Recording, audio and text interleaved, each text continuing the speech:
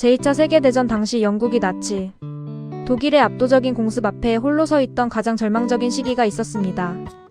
많은 이들이 항복을 이야기할 때 한 지도자는 의회 연단에서 국민들에게 결코 굴복하지 않겠다는 뜻을 밝혔습니다. 그로부터 수천 년 전 동아시아에서는 이미 이런 태도를 네 글자로 압축해 두었습니다. 부랴불글 휘어지지 않고 굽히지 않는다.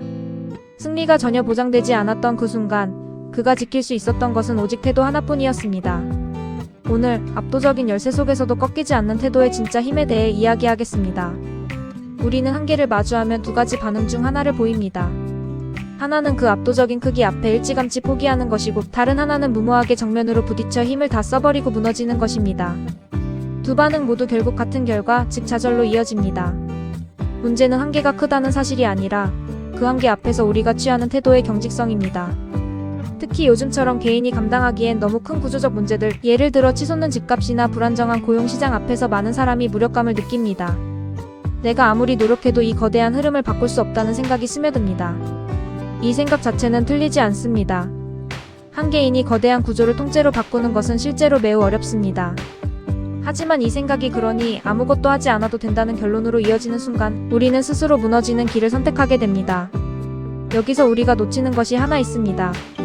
거대한 한계 앞에서 우리가 할 수 있는 일은 그 한계를 단번에 없애는 것이 아니라 그 한계 앞에서도 굽히지 않는 태도를 유지하는 것입니다.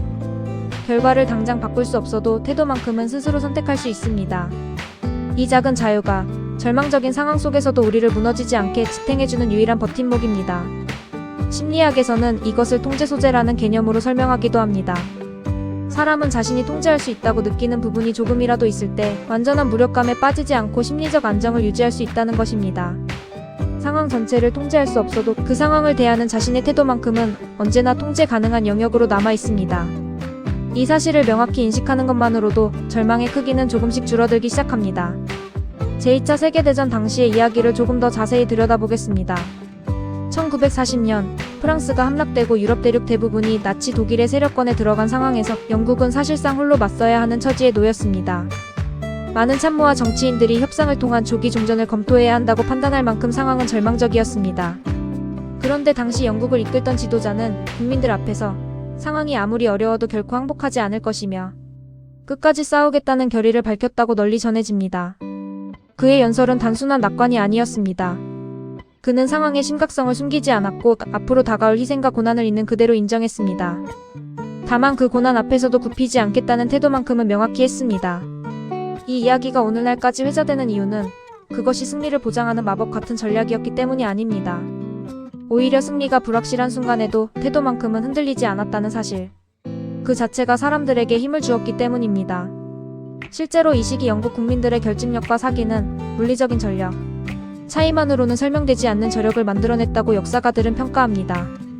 이제 동아시아의 지혜로 시선을 옮겨보겠습니다. 사자성어 부랴불글 휘어지지 않고 굽히지 않는다. 이 표현에서 휘어짐과 굽힘은 각각 다른 의미를 지닙니다. 휘어짐은 외부의 압력에 의해 형태가 변형되는 것을, 굽힘은 그 압력에 완전히 항복하여 무릎을 꿇는 것을 뜻합니다. 부랴불굴은 이 두 단계 모두를 거부하는 이중의 저항을 의미합니다. 단순히 무너지지 않는 것을 넘어 애초의 형태가 흔들리지도 않는 단단함을 말하는 것입니다. 여기서 중요한 것은 부랴불굴이 결코 무모한 만용이나 결과를 무시한 고집을 의미하지 않는다는 점입니다. 참된 부랴불굴은 상황을 냉정하게 인식하면서도 그 인식이 절망으로 이어지지 않도록 태도를 지키는 것입니다. 처칠의 연설도 상황을 왜곡하지 않았습니다. 그는 다가올 고난을 있는 그대로 알렸습니다. 다만 그 고난을 받아들이는 방식에서 굽히지 않았을 뿐입니다. 이것이 부랴불굴과 세계 지도자들의 위기 리더십이 정확히 만나는 지점입니다. 신화 속에서도 이런 태도는 반복해서 등장합니다. 수많은 문화권의 영웅 신화에서 진짜 영웅은 어려움을 만나지 않는 존재가 아니라 압도적인 어려움 앞에서도 자신의 방향을 바꾸지 않는 존재로 그려집니다. 이 원형이 시대와 지역을 넘어 반복되는 이유는 그것이 인간이 역경 앞에서 가장 필요로 하는 자질을 정확히 짚어내고 있기 때문입니다. 탈무드의 지혜에서도 비슷한 통찰을 찾을 수 있습니다. 탈무드는 어려움을 피하는 자가 아니라 어려움 속에서도 자신의 원칙을 지키는 자를 진정한 지혜자로 여기는 가르침을 여러 곳에서 전합니다. 상황을 원망하기보다 그 상황 안에서 자신이 할 수 있는 최선의 태도를 찾는 것, 이것이 동서양의 여러 지혜 전통이 공통으로 도달한 결론입니다. 첫째, 상황과 태도를 분리한다. 지금 마주한 한계가 얼마나 크고 어려운지를 있는 그대로 인정하되 그 인정이 곧 포기로 이어지지 않도록 상황 인식과 태도 결정을 별개의 단계로 나눕니다. 이 상황은 정말 어렵다는 문장과 그래도 나는 포기하지 않는다는 문장을 의식적으로 나란히 놓고 되새깁니다. 둘째, 통제할 수 없는 것과 통제할 수 있는 것을 구분한다. 거대한 시장의 흐름이나 사회 구조는 개인이 통제할 수 없습니다. 하지만 그 안에서 내가 오늘 어떤 태도로 임할지는 언제나 통제할 수 있습니다. 매일 아침, 오늘 내가 통제할 수 있는 것은 무엇인가를 짧게 적어보는 습관을 들입니다. 셋째, 고난을 숨기지 않고 정직하게 마주한다. 불효불굴은 어려움을 부정하는 것이 아니라 정직하게 인정하는 데서 시작됩니다. 스스로에게 지금 상황이 힘들다고 솔직히 말하는 것을 두려워하지 않습니다. 오히려 그 솔직함이 이후에 굽히지 않는 태도를 더 단단하게 만들어줍니다. 억지로 괜찮은 척하는 사람은 오래 버티지 못합니다. 반면 힘듦을 인정한 사람은 그 인정 위에서 훨씬 더 오래, 더 단단하게 버틸 수 있는 힘을 얻습니다. 역사를 돌아보면 훗날 위대한 업적으로 기록된 순간들의 이전에는 거의 예외 없이 깊은 절망의 시기가 존재했습니다.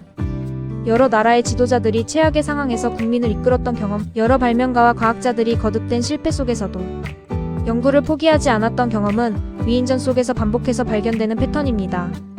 이들의 공통점은 상황을 낙관적으로 왜곡해서가 아니라 최악의 상황을 있는 그대로 직시하면서도 물러서지 않았다는 것입니다. 이 패턴은 오늘날의 K 콘텐츠에서도 반복해서 그려집니다. 압도적으로 불리한 상황에서도 포기하지 않는 주인공들의 서사가 전 세계 시청자들에게 깊은 울림을 주는 이유는 그것이 우리가 실제 삶에서 마주하는 한계와 정확히 같은 구조를 담고 있기 때문입니다. 재테크에서도 불효불굴의 태도는 매우 실용적인 통찰을 줍니다. 시장의 큰 하락이나 경제 위기는 개인 투자자가 통제할 수 없는 영역입니다. 아무리 뛰어난 투자자라도 거시적인 시장의 흐름 자체를 바꿀 수는 없습니다. 하지만 그 흐름 속에서 자신의 원칙을 지킬지 공포에 휩쓸려 무너질지는 전적으로 개인의 선택에 달려 있습니다. 가상의 사례를 그려보겠습니다. 큰 폭락장이 찾아왔을 때 한 투자자는 시장 전체를 원망하며 모든 것을 정리하고 투자 자체를 포기했습니다. 반면 또 다른 투자자는 같은 폭락을 겪으면서도 이 상황은 분명히 어렵다. 하지만 나는 내 원칙을 굽히지 않는다는 태도로 자신이 세운 계획을 유지했습니다. 그는 시장을 통제하려 하지 않았습니다. 다만 자신의 태도만큼은 통제했습니다. 시간이 지나 시장이 회복되었을 때 두 투자자의 자산은 완전히 다른 궤적을 그리고 있었습니다. 이 차이는 예측 능력의 차이가 아니었습니다.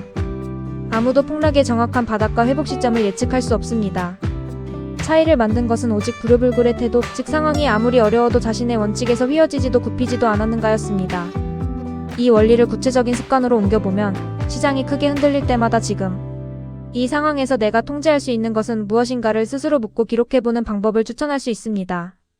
시장의 방향은 통제할 수 없지만 자산 배분 비율, 추가 매수 여부, 손절 기준 같은 원칙은 언제나 통제할 수 있는 영역입니다. 이 질문을 반복하는 습관이 폭락장에서도 무너지지 않는 불효불굴의 투자 태도를 만들어줍니다. 한계 돌파는 시장을 이기는 예측력이 아니라 시장이 흔들려도 흔들리지 않는 태도에서 시작됩니다. 이 지혜를 실천하려는 사람들이 자주 저지르는 실수가 있습니다. 첫 번째는 불효불굴을 현실 부정과 혼동하는 것입니다. 상황이 어렵지 않은 척, 문제가 없는 척 스스로를 속이는 것은 불효불굴이 아니라 회피입니다. 진짜 불효불굴은 어려움을 정직하게 인정한 뒤에도 태도를 지키는 것이지 어려움 자체를 못 본 척하는 것이 아닙니다. 두 번째는 태도만 지키면 결과도 저절로 따라온다고 착각하는 것입니다. 불효불굴한 태도는 결과를 보장하지 않습니다. 척질의 시대에도 승리는 불확실했습니다. 하지만 그 불확실함 속에서도 태도를 지킨 것 자체가 결과와 무관하게 존엄을 지키는 방법이었습니다. 결과를 통제하려는 집착을 내려놓고 통제 가능한 태도에 집중하는 것이 핵심입니다. 긍정의 법칙과 성공학원은 이 어려움은 별것 아니다 라는 현실 부정이 아닙니다. 이 상황은 분명히 어렵다. 그러나 나는 휘어지지도 굽히지도 않는다라는 현실을 직시하면서도 흔들리지 않는 확신입니다. 자기 신뢰가 강한 사람은 어려움이 없는 사람이 아니라 어려움 속에서도 자신의 태도를 스스로 선택할 수 있는 사람입니다. 오늘의 확언을 함께 되새겨 보겠습니다. 나는 상황의 크기가 아니라 나의 태도로 나를 정의한다. 나는 통제할 수 없는 것에 매달리지 않고 통제할 수 있는 것에 집중한다. 나는 오늘도 불효불굴의 태도로 나의 자리를 지킨다. 골든 88은 매일 아침 당신의 그 굽히지 않는 태도를 함께 응원하겠습니다. 오늘 당신이 통제할 수 있는 단 하나는 무엇입니까? 상황이 아무리 어려워도 그 하나만큼은 오늘도 당신의 것입니다. 구독과 알림 설정으로 내일도 함께 굽히지 않아요.